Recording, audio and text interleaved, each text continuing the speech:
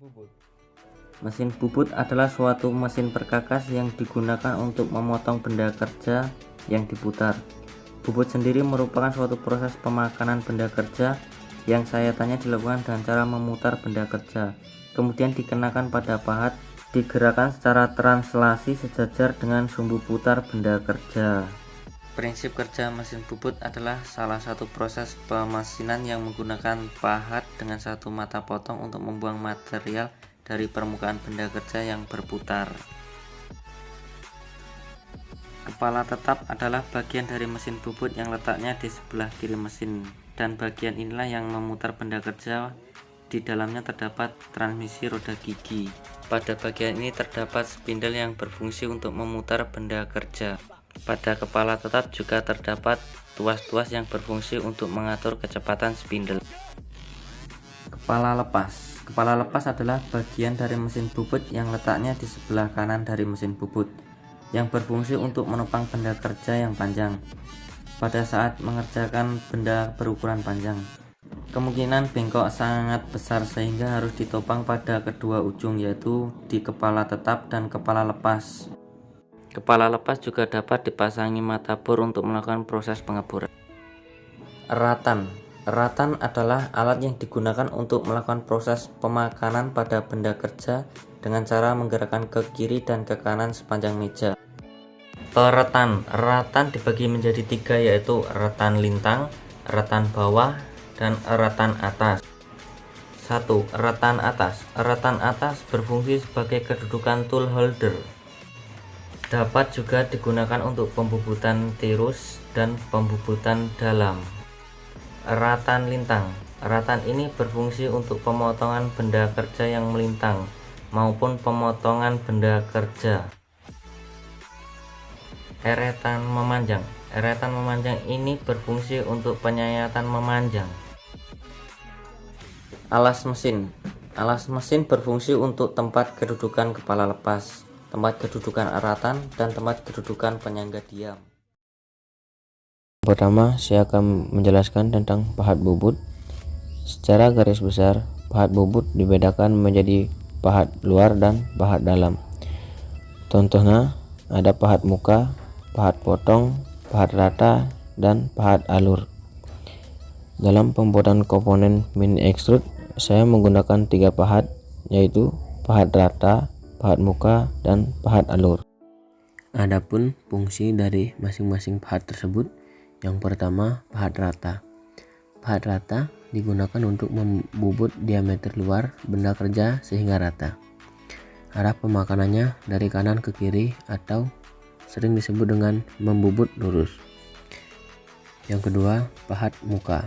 Pahat muka digunakan untuk membubut permukaan ujung benda kerja sehingga rata, baik benda kerja yang ditahan oleh senter atau tidak.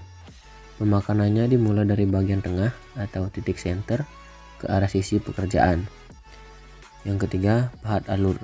Pahat alur digunakan untuk membuat alur pada permukaan benda.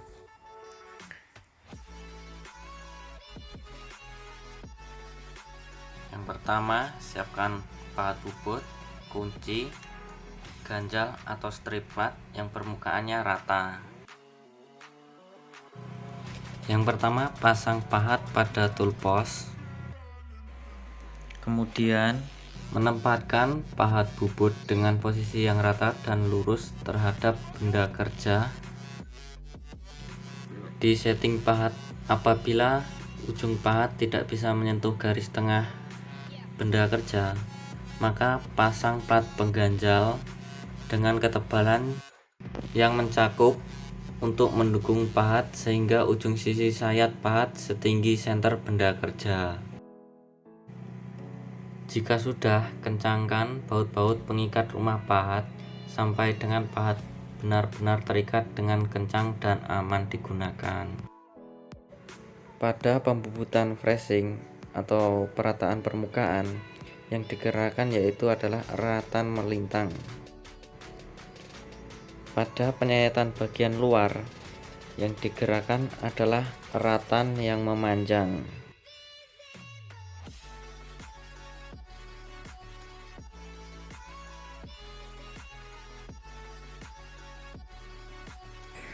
Di sini saya akan menerangkan bagaimana caranya menyeting benda kerja dan memasang benda kerja pada mesin bubut.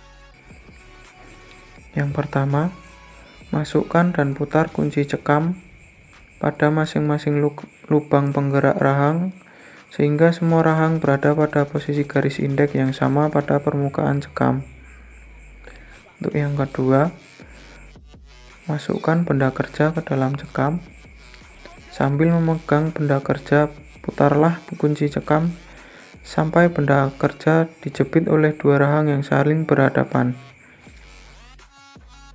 Yang ketiga, dengan berpedoman pada garis-garis indeks yang terdapat pada permukaan cekam, aturlah posisi rahang-rahang agar kedudukan benda kerja kira-kira berada di tengah-tengah cekam.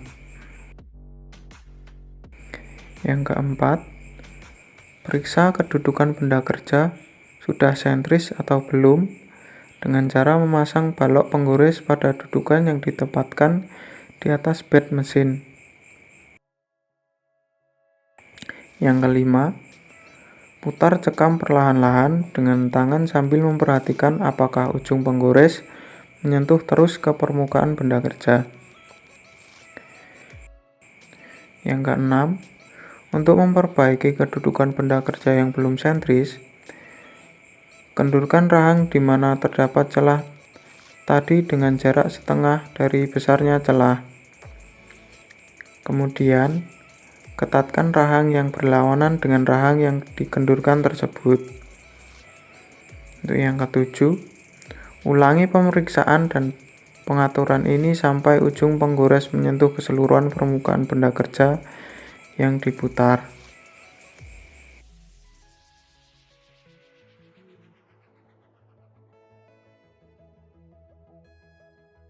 Baik, di sini saya akan melanjutkan pengertian tentang dial indikator dan cara penggunaannya.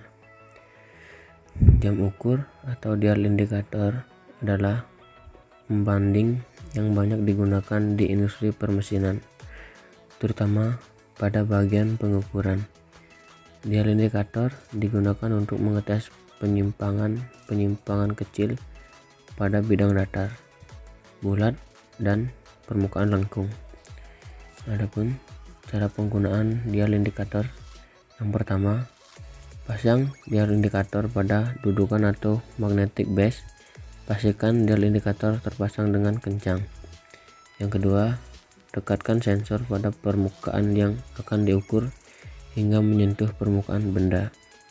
Yang ketiga, gerakan sepanjang permukaan yang diukur. Yang keempat, baca hasil pengukuran atau penyimpangannya.